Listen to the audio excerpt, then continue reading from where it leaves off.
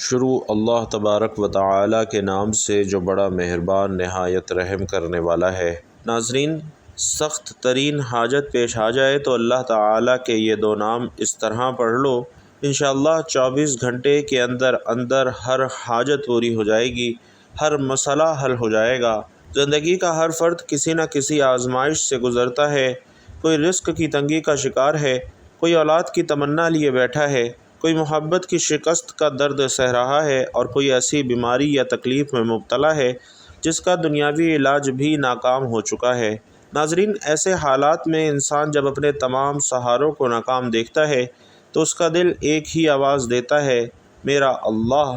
قرآن مجید کا بھی یہی پیغام ہے کہ جب سب دروازے بند ہو جائیں، جب کسی کی بات اثر نہ کرے، جب علاج ناکام ہو جائے، تب بھی ایک دروازہ کھلا ہے، اور وہ دروازہ اللہ رب العزت کا دروازہ ہے۔ اور جب میرے بندے آپ سے میرے بارے میں پوچھیں تو کہہ دیجئے کہ میں قریب ہوں، پکارنے والے کی دعا قبول کرتا ہوں جب وہ مجھے پکارتا ہے۔ تو بھائیوں اور بہنوں، اللہ تعالیٰ کے اسماء حسنہ یعنی اس کے مبارک صفاتی نام نہ صرف معرفت کے دروازے کھولتے ہیں بلکہ ان میں پوشیدہ روحانی طاقتیں انسان کی تقدیر بدل سکتی ہیں، اور آج کا وظیفہ بھی انہی دو ناموں پر مبنی ہے۔ اگر آپ زندگی کی تگ و دو سے تھک ہار گئے ہیں، محنت مشقت کر کر کے چور ہو چکے ہیں، لیکن آپ کے معاملات حل نہیں ہو پا رہے، آپ کسی آزمائش میں ہیں، کوئی رزق کی تنگی ہے، اولاد کی تمنا ہے، کوئی بیماری یا تکلیف ہے، آپ کی جو بھی مشکلات ہیں یا جو بھی حاجات ہیں، آپ کاروبار میں ترقی چاہتے ہیں، عزت دولت شہرت چاہتے ہیں، زندگی میں ہر میدان میں کامیابی چاہتے ہیں، اپنے گھر میں خوب مال و دولت اور رزق کی ریل پیل دیکھنا چاہتے ہیں، الغرض آپ کی کوئی بھی حاجت ہے، آپ نے اپنے سخت ترین حاجات میں اللہ تبارک و تعالی کے بتائے گئے دو ناموں کو بتائی گئی تعداد اور ترتیب میں پڑھ لینا ہے۔ انشاءاللہ 24 گھنٹے کے اندر اندر آپ کی ہر حاجت پوری ہو جائے گی، آپ کو آپ کے ہر مقصد میں انشاءاللہ کامیابی نصیب ہوگی۔ آپ کو اللہ تبارک و تعالی اپنے ان مبارک ناموں کی بدولت عزت اور دولت اور شہرت سب کچھ عطا فرمائے گا، اور آپ کی تمام خواہشات پر کن کا حکم فرمائے گا۔ تو آپ نے اللہ تبارک و تعالی کے دو مبارک ناموں کے بارے میں توجہ سے سننا ہے، لیکن اس سے پہلے ایک گزارش کروں گا کہ ایک پیارا اور مختصر سا درود صلی اللہ علیہ وآلہ وسلم پیارے آقا سے تمام پیار کرنے والے کمنٹ باکس میں ضرور لکھ دیجئے تاکہ خیر و برکت ہو، دوسروں کو بھی ترغیب ہو، مجھے اور آپ کو بھی اس کا ثواب ملتا رہے۔ تو ناظرین، حضرت ایوب علیہ السلام حضرت اسحاق علیہ السلام کی نسل سے تھے۔ آپ کو اللہ تبارک و تعالی نے کثیر مال، اولاد، صحت اور عزت سے نوازا تھا، لیکن اللہ تبارک و تعالی نے انہیں آزمانے کے لیے ان سے سب کچھ واپس لے لیا، مال، اولاد، صحت، حتیٰ کہ جسم پر بیماری بھی مسلط کر دی گئی۔ حضرت ایوب علیہ السلام نے اللہ تعالیٰ کے صفاتی ناموں پر یقین رکھا، الصبور جو صبر کرنے والوں کو پسند کرتا ہے، الرحمن جو ہر وقت مہربان ہے، الشافی جو شفا دینے والا ہے۔ آپ نے تکلیف میں بھی زبان سے شکایت نہیں کی بلکہ صبر کرتے رہے۔ جب آزمائش بہت بڑھ گئی تو حضرت ایوب علیہ السلام نے انتہائی عاجزی سے اللہ تبارک و تعالی کو پکارا، جس کا ذکر قرآن مجید میں یوں ہے، اور ایوب کا یاد کرو جب اس نے اپنے رب کو پکارا کہ مجھے بیماری نے چھو لیا ہے اور تو سب سے بڑھ کر رحم کرنے والا ہے۔ یہاں انہوں نے اللہ تبارک و تعالی کے صفاتی نام ارحم الراحمین یعنی سب سے زیادہ رحم کرنے والے کا وسیلہ لیا۔ اللہ تبارک و تعالی نے حضرت ایوب علیہ السلام کی دعا قبول فرمائی۔ ارشاد باری تعالی ہے، اور ہم نے اس کی دعا قبول کی اور اس سے تکلیف کو دور کر دیا۔ ناظرین، اللہ تبارک و تعالی نے انہیں دوبارہ صحت، مال، اولاد اور عزت سے نوازا، بلکہ دگنا عطا فرمایا۔ قرآن پاک میں حضرت ایوب علیہ السلام کی تعریف کرتے ہوئے فرمایا گیا کہ ہم نے اسے صابر پایا، وہ کیا ہی اچھا بندہ تھا، بے شک وہ بہت رجوع کرنے والا تھا۔ اسی طرح سے ناظرین، حضرت یوسف علیہ السلام جو کہ حضرت یعقوب علیہ السلام کے بیٹے اور حضرت اسحاق علیہ السلام کے پوتے تھے، آپ کو اللہ تبارک و تعالی نے نبوت کے عظیم منصب پر فائز فرمایا، اور احسن القصص یعنی سب سے بہترین قصہ قرآن پاک میں انہی کے بارے میں نازل کیا۔ حضرت یوسف علیہ السلام نے بچپن میں ایک خواب دیکھا جس کا ذکر قرآن مجید میں یوں ہے کہ میں نے خواب میں دیکھا کہ 11 ستارے، سورج اور چاند مجھے سجدہ کر رہے ہیں، ناظرین، یہ خواب ان کی نبوت، عظمت اور مستقبل کی عزت کا اشارہ تھا، جس پر ان کے بھائیوں نے حسد کیا اور انہیں کنویں میں پھینک دیا۔ حضرت یوسف علیہ السلام نے تمام مشکلات میں اللہ تعالیٰ کے نام الصبور اور الحفیظ کو دل میں رکھا۔ وہ جانتے تھے کہ ہر چیز کا محافظ اللہ ہے، چاہے وہ کنویں کی تنہائی ہو یا غلامی کا زمانہ ہو یا پھر جیل کی قید ہو۔ جب یوسف علیہ السلام پر زلیخا نے فتنہ ڈالا اور وہ بے گناہ ہونے کے باوجود قید ہو گئے تو آپ نے اللہ تبارک و تعالی سے دعا مانگی کہ اے میرے رب، مجھے قید خانہ زیادہ محبوب ہے اس کام سے جس کی طرف یہ لوگ بلا رہے ہیں۔ ناظرین، یہ پیاری سی دعا اس بات کا ثبوت ہے کہ حضرت یوسف علیہ السلام نے اللہ کے الولی یعنی نگہبان دوست اور الرحیم ہونے پر مکمل بھروسہ کیا، اور جیل میں آپ نے قیدیوں کو اللہ کی توحید سکھائی اور اللہ کے صفاتی ناموں کا ذکر کیا۔ قرآن مجید میں ارشاد ہے، کیا جدا جدا رب بہتر ہیں یا ایک اللہ جو زبردست غلبے والا ہے؟ اور یہاں حضرت یوسف علیہ السلام نے اللہ کے صفاتی نام الواحد اور القہار کا ذکر فرمایا ہے۔ اللہ تبارک و تعالی نے حضرت یوسف علیہ السلام کو مصر کے خزانے کا نگران بنایا۔ ان کے صبر اور توکل کے بدلے انہیں بادشاہت، عزت، خاندان کی بحالی اور خواب کی تعبیر حاصل ہوئی۔ قرآن پاک میں ارشاد ہوتا ہے کہ جو تقوی اختیار کرے اور صبر کرے تو اللہ نیکی کرنے والوں کا اجر ضائع نہیں کرتا۔ ناظرین محترم، اللہ تبارک و تعالی کے ان دو عظیم انبیاء کی زندگی سے اللہ کے صفاتی ناموں سے مدد حاصل کرنے کا سبق ملتا ہے۔ حضرت ایوب علیہ السلام نے ارحم الراحمین، الشافی اور الصبور کو پکارا۔ حضرت یوسف علیہ السلام نے الواحد، القہار، الحفیظ پر ایمان رکھا۔ دونوں انبیاء نے شدید مصیبتوں میں بھی صبر کیا اور اللہ سے امید نہ توڑی۔ انہوں نے اپنی کمزوری اور اللہ کی عظمت کو تسلیم کرتے ہوئے مدد مانگی۔ دونوں کی مدد اللہ تبارک و تعالی نے اپنے وقت پر فرمائی، جس سے توکل کی فضیلت واضح ہوتی ہے۔ آزمائشوں کے بعد اللہ تبارک و تعالی نے دونوں انبیاء کو عزت، مقام اور روحانی کامیابی عطا فرمائی۔ تو بھائیوں اور بہنوں، ہمارا آج کا وظیفہ بھی اللہ تعالیٰ کے 99 صفاتی ناموں میں سے دو بہت ہی پیارے ناموں کا وظیفہ ہے کہ جس سے انسان کی سخت ترین حاجات بھی پوری ہو جاتی ہیں۔ اللہ تبارک و تعالیٰ کے ان ناموں میں یا فتاح یا کریم یعنی اے کھولنے والے، اے عزت دینے والے، مہربان اور بخشش کرنے والے رب، یہ دونوں نام روحانی کنجیوں کی مانند ہیں، اور اگر کوئی سچے دل سے ان ناموں کو پکارتا ہے تو بند دروازے رزق کے کھلتے ہیں، بند رشتے جڑتے ہیں، محبت میں ٹھنڈک آتی ہے، بے اولادی ختم ہوتی ہے، گمشدہ مقاصد حاصل ہو جاتے ہیں، دشمنی محبت میں بدل جاتی ہے، رکا ہوا نصیب جاری ہو جاتا ہے۔ یا فتاح اللہ تعالیٰ کا وہ صفاتی نام ہے جو کہ فتح اور نصرت دینے والا، بند دروازے کھولنے والا، الجھے ہوئے معاملات کو سلجھانے والا ہے، لفظی معنی کھولنے والا، فیصلہ کرنے والا ہے۔ اور اللہ تبارک و تعالیٰ کے اس بابرکت نام کے حوالے سے قرآن پاک میں آتا ہے کہ اے ہمارے رب، ہمارے اور ہماری قوم کے درمیان حق کے ساتھ فیصلہ فرما دے، اور تو سب سے بہتر فیصلہ کرنے والا ہے۔ اسی طرح یا کریم اللہ تبارک و تعالیٰ کا وہ صفاتی نام ہے جو مہربان، بخشنے والا، عزت و شرف دینے والا اور کرم نوازی کرنے والا ہے۔ اللہ تبارک و تعالیٰ کے صفاتی نام الکریم کے حوالے سے قرآن پاک میں آتا ہے، اے انسان، تجھے تیرے رب کریم کے بارے میں کس چیز نے دھوکے میں ڈال دیا ہے؟ ناظرین، اللہ سبحانہ و تعالیٰ کے صفاتی ناموں کی جہاں اور بھی فضیلت اور اہمیت ہے، وہیں قرآن و حدیث میں بھی اللہ تبارک و تعالیٰ کے ناموں کی اہمیت کے بارے میں مختلف مقامات پر فرمایا گیا ہے۔ جیسا کہ ایک جگہ ارشاد ہوتا ہے کہ اللہ ہی کے لیے اچھے اچھے نام ہیں، پس اسے انہی ناموں سے پکارو۔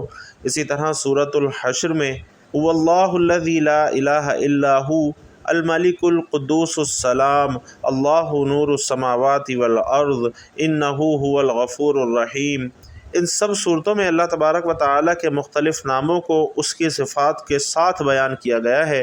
اور حضرت ابو ہریرہ رضی اللہ تعالیٰ عنہ سے روایت ہے کہ رسول اللہ صلی اللہ علیہ وسلم نے فرمایا، اللہ تبارک و تعالیٰ کے 99 نام ہیں، جو شخص انہیں یاد کرے گا وہ جنت میں داخل ہوگا۔ اسی طرح حضرت عبداللہ بن مسعود رضی اللہ تعالیٰ عنہ روایت بیان کرتے ہیں کہ جو شخص اللہ کے اسماء حسنہ کو پکارتا ہے، اللہ تبارک و تعالیٰ اس کی دعا کو ضرور قبول فرماتا ہے۔ اور حضرت عائشہ رضی اللہ تعالی عنہا فرماتی ہیں کہ نبی علیہ الصلاۃ والسلام رات کے وقت اللہ کو اس کے ناموں سے پکارا کرتے تھے، خاص طور پر یا حی یا قیوم برحمتک استغیث۔ نبی کریم صلی اللہ علیہ وسلم فرماتے ہیں الکریم وہ ہے جو بغیر مانگے عطا کرے، اور حضرت علی سے مروی ہے کہ اللہ تعالیٰ کے نام روحانی خزانے ہیں، جو ان ناموں کو پکارتا ہے اس کے لیے زمین و آسمان کی برکتیں کھل جاتی ہیں۔ نبی کریم صلی اللہ علیہ وسلم نے فرمایا کہ جب تم دعا کرو تو اللہ کو اس کے ناموں سے پکارو، کیونکہ اللہ اپنے ناموں کے صدقے جلد جواب دیتا ہے۔ حضرت جابر رضی اللہ تعالیٰ عنہ سے روایت ہے کہ نبی کریم صلی اللہ علیہ وسلم نے فرمایا جو شخص یا فتاحو کو کثرت سے پڑھے گا اللہ اس کے لیے ہر مشکل آسان فرما دے گا۔ اسی طرح ایک روایت میں آتا ہے کہ جو شخص حاجت کے وقت یا کریم یا فتاحو کو پڑھے گا اللہ تبارک و تعالی اسے محروم نہیں لوٹائے گا۔ محترم ناظرین، حضرت موسیٰ علیہ السلام اللہ تبارک و تعالی کے جلیل القدر پیغمبر تھے، جنہیں بنی اسرائیل کو فرعون کی غلامی سے نجات دلانے کے لیے بھیجا گیا تھا۔ فرعون جو خود کو رب اعلیٰ کہلوانے پر بضد تھا، اپنے ظلم، تکبر اور سرکشی میں یہاں تک بڑھ چکا تھا کہ اس نے معصوم بچوں کو ذبح کروایا، عورتوں کو زندہ رہنے دیا تاکہ وہ غلامی کرتی رہیں، اور بنی اسرائیل کو ہر لمحہ اپنی طاقت کا غلام بنانے کی کوشش کرتا رہا۔ اللہ تبارک و تعالی نے حضرت موسیٰ علیہ السلام کو نبوت عطا کی، ان کے ہاتھ پر معجزے ظاہر کیے، انہوں نے فرعون کو اللہ کی طرف بلایا لیکن وہ حق قبول نہ کر سکا، اور جب اللہ تبارک و تعالی کا حکم ہوا کہ موسیٰ بنی اسرائیل کو لے کر مصر سے نکل جائیں تو وہ سب رات کی تاریکی میں روانہ ہوئے، اور جب فرعون کو اس ہجرت کی خبر ملی تو اس نے اپنا لشکر تیار کیا، سواریاں نکلوائیں، فوجیں جمع کیں اور بنی اسرائیل کے پیچھے نکل پڑا۔ وہ سمجھتا تھا کہ حضرت موسیٰ علیہ السلام اور ان کے ساتھی اب کہیں نہیں جا سکتے، کیونکہ سامنے سمندر ہے، پیچھے فرعون کا خون خوار لشکر ہے۔ ناظرین سوچئے وہ لمحہ کیسا ہوگا، انتہائی خوفناک لمحہ تھا۔ ایک طرف غیظ و غضب سے بھرا فرعون کا لشکر، دوسری طرف سمندر کی گہرائی اور بے انتہا وسعت۔ بنی اسرائیل گھبرا گئے، ان کے چہروں پر خوف طاری ہو گیا۔ کچھ لوگ حضرت موسیٰ سے کہنے لگے کہ ہم تو پکڑے گئے، یعنی ہمارا راستہ بند ہو گیا، اب بچنے کا کوئی امکان نہیں۔ لیکن ناظرین، حضرت موسیٰ علیہ السلام کا ایمان کبھی بھی متزلزل نہ ہوا۔ انہوں نے اللہ رب العالمین کو پکارا، اس کو جس نے انہیں نبوت عطا فرمائی، جس نے ان کے ہاتھ پر لاٹھی کو اژدہا بنایا، جس نے ان کی دعا سے فرعون کی جادوگری کو مٹا دیا۔ حضرت موسیٰ علیہ السلام نے اس وقت کہا ہرگز نہیں، بے شک میرا رب میرے ساتھ ہے، وہ مجھے ضرور راستہ دکھائے گا۔ ناظرین، یہ یقین، یہ ایمان، یہ توکل تھا اللہ الفتاح پر، وہ رب جو دروازے کھولتا ہے، وہ راستے جو مخلوق کی نظر میں ناممکن ہوتے ہیں، الفتاح ان راستوں کو ممکن کر دیتا ہے۔ پھر کیا ہوا؟ الفتاح نے راستہ کھول دیا۔ اللہ جو الفتاح ہے، یعنی جو بند راستوں کو کھولنے والا ہے، جس کے لیے کوئی دروازہ بند نہیں، اس نے حضرت موسیٰ علیہ السلام کو حکم دیا۔ قرآن پاک میں ارشاد ہے بس ہم نے موسیٰ کو وحی کی کہ اپنی لاٹھی سمندر پر مارو تو وہ پھٹ گیا اور ہر حصہ بڑے پہاڑ کی مانند ہو گیا۔ یہ اللہ تعالیٰ کا معجزہ تھا۔ وہ جو الفتاح ہے، اس نے ایک نبی کی پکار پر سمندر کو 2 حصوں میں تقسیم کر دیا، پانی پہاڑوں کی طرح کھڑا ہو گیا اور درمیان میں ایک خشک راستہ بن گیا۔ بنی اسرائیل اپنی جانیں بچاتے ہوئے اس خشک راستے سے گزر گئے۔ ان کے قدموں کے نیچے خشک زمین تھی، نہ کیچڑ نہ پانی، کیونکہ یہ الفتاح کا بنایا ہوا راستہ تھا جو صرف ایمان والوں کے لیے کھلا تھا۔ جب فرعون اس کا لشکر بھی اسی راستے میں داخل ہوئے تو بنی اسرائیل سمندر کے پار پہنچ چکے تھے۔ اب اللہ تبارک و تعالی نے سمندر کو دوبارہ ویسا ہی کر دیا جیسا وہ پہلے تھا، اور فرعون اور اس کا پورا لشکر ڈوب گیا۔ ناظرین، یہی وہ لمحہ تھا جب فرعون نے بھی کلمہ پڑھا، لیکن دیر ہو چکی تھی۔ اللہ تبارک و تعالی نے فرمایا اب جب کہ تو پہلے نافرمانی کرتا رہا اور فساد کرنے والوں میں سے تھا۔ فرعون کا غرور، اس کا لشکر، اس کی طاقت، سب کچھ سمندر کی لہروں میں دفن ہو گیا اور ہمیشہ کے لیے ایک عبرت بن گیا۔ تو ناظرین، جب دنیا کی طاقتیں آپ کے خلاف ہوں، جب آپ کو لگے کہ سارے دروازے بند ہو چکے ہیں، جب انسان سوچنے سے قاصر ہو جائے کہ اب آگے کیا ہوگا، تب دل میں یہ پکار ہونی چاہیے کہ میرا رب میرے ساتھ ہے، وہ مجھے ضرور راستہ دکھائے گا۔ آپ کو جب بھی لگے کہ آپ کے معاملات حل نہیں ہو رہے، ہر گھر پریشانی ہی پریشانی ہے، آپ کی خواہشات، آپ کی حاجات پوری نہیں ہو رہی، تو آپ نے اللہ تبارک و تعالیٰ کی ذات پر مکمل یقین اور بھروسہ رکھتے ہوئے اللہ تبارک و تعالیٰ کے 2 مبارک ناموں کی تسبیح پڑھنا شروع کر دینی ہے۔ اس کے لیے جگہ کی قید نہیں ہے، آپ کو جب جہاں جیسے وقت ملتا ہے آپ نے اس عمل کو کر لینا ہے۔ اگر آپ کسی نماز کے بعد پڑھنا چاہیں، پھر نماز مغرب کے بعد جو باوضو حالت میں نماز ادا کر لیں، تو اس کے بعد وہیں جائے نماز پر بیٹھے بیٹھے بھی اس عمل کو کر سکتے ہیں۔ چلتے پھرتے کرنا چاہیں تو بھی کر سکتے ہیں۔ سب سے پہلے آپ نے حضور پاک صلی اللہ علیہ وسلم کی ذات اقدس پر درود پاک کا نذرانہ پیش کرنا ہے۔ آپ چاہیں تو آسان اور مختصر سا درود صلی اللہ علیہ وآلہ وسلم بھی پڑھ سکتے ہیں، صلی اللہ علی محمد بھی پڑھ سکتے ہیں، یا پھر نماز والا درود یعنی درود ابراہیمی بھی پڑھ سکتے ہیں۔ چونکہ درود ابراہیمی کی فضیلت تمام درودوں میں سب سے زیادہ ہے، اور پیارے آقا صلی اللہ علیہ وسلم بھی تمام درودوں میں درود ابراہیمی کو ہی سب سے زیادہ پسند فرماتے تھے۔ اسی لیے درود ابراہیمی اگر آپ پڑھتے ہیں تو یہ سب سے زیادہ فضیلت اور برکت والا درود ہے۔ آئیے خیر و برکت اور ثواب کی نیت سے ایک مرتبہ مل کر بھی درود پاک پڑھ لیں۔ اللہم صلی علی محمد وعلی آل محمد کما صلیت علی ابراہیم وعلی آل ابراہیم انک حمید مجید۔ اللہم بارک علی محمد وعلی آل محمد کما بارکت علی ابراہیم وعلی آل ابراہیم انک حمید مجید۔ درود پاک پڑھنے کے بعد ناظرین، آپ نے سب سے پہلے اللہ تبارک و تعالیٰ کے 2 مبارک ناموں کی تسبیح پڑھنی ہے، یا فتاح یا کریم۔ ان دونوں ناموں کی آپ نے ایک تسبیح پڑھنی ہے، یعنی 100 مرتبہ آپ نے ان دونوں ناموں کو ملا کر پڑھنا ہے۔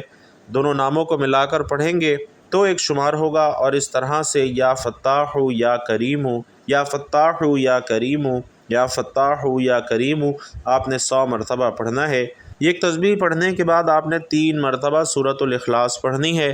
بسم اللہ الرحمن الرحیم، قل هو اللہ احد اللہ الصمد لم یلد ولم یولد ولم یکن لہ کفوا احد، اور 3 مرتبہ سورۃ الاخلاص پڑھنے کے بعد آپ نے پھر دوبارہ اتنا ہی درود پاک پڑھنا ہے جتنا وظیفہ شروع کرنے سے پہلے پڑھا تھا، اور اس کے بعد آپ نے آخر میں اللہ تبارک و تعالی سے عاجزی کے ساتھ دعا کرنی ہے کہ یا اللہ میرے بند دروازے کھول دے، یا فتاح میرا نصیب کھول دے، یا کریم اپنی رحمت کے صدقے عطا فرما۔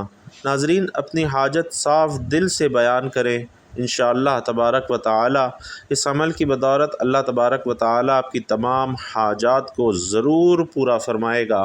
بس آپ نے اللہ تعالی کی ذات پر کامل یقین اور مکمل بھروسہ رکھتے ہوئے یہ عمل کرنا ہے۔ دل میں یہ وسوسے نہیں رکھنے کہ پتہ نہیں میرا وظیفہ قبول ہوگا یا نہیں ہوگا، میری دعا اللہ تبارک و تعالی کی بارگاہ تک پہنچے گی یا نہیں پہنچے گی، اور میری یہ حاجت قبول ہوگی یا نہیں ہوگی، کیونکہ اللہ تبارک و تعالی کے فرمان ہی کا مفہوم ہے کہ میں بندے کے ساتھ ویسا ہی معاملہ کرتا ہوں جیسا بندہ میرے بارے میں گمان رکھتا ہے۔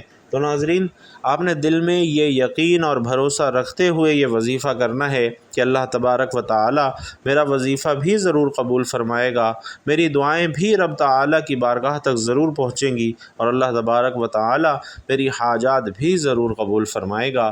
جب آپ اس بھروسے اور یقین کے ساتھ کوئی عمل کرتے ہیں تو ناظرین اس کی تاثیر بھی آپ کو جلد ملتی ہے، اور ایسی حیرت انگیز تاثیر ملتی ہے کہ آپ لوگ حیران رہ جائیں گے۔ اللہ تبارک و تعالی سے دعا ہے کہ ہم سب کو نیکی کی بات سننے، سمجھنے اور اس پر عمل کرنے کی طاقت اور توفیق مرحمت فرمائے۔ میرا سنانا اور آپ کا سننا اپنی بارگاہ میں قبول و منظور فرمائے، آمین یا رب العالمین۔ ناظرین، آخر میں آپ سے گزارش ہے کہ اللہ تبارک و تعالی کے شکرانے کے طور پر کمنٹ باکس میں 1 مرتبہ الحمدللہ ضرور لکھتے جائیے گا۔ اللہ تبارک و تعالی سے دعا ہے کہ ہم سب کو نیکی کی بات سننے، سمجھنے اور اس پر عمل کرنے کی طاقت اور توفیق مرحمت فرمائے۔ میرا سنانا اور آپ کا سننا اپنی بارگاہ میں قبول و منظور فرمائے، آمین یا رب العالمین۔ ناظرین، آخر میں آپ سے گزارش ہے کہ اللہ تعالی کے شکرانے کے طور پر کمنٹ باکس میں 1 مرتبہ الحمدللہ ضرور لکھتے جائیے گا۔ اللہ تبارک و تعالی آپ سب کا حامی و ناصر ہو، آمین یا رب العالمین۔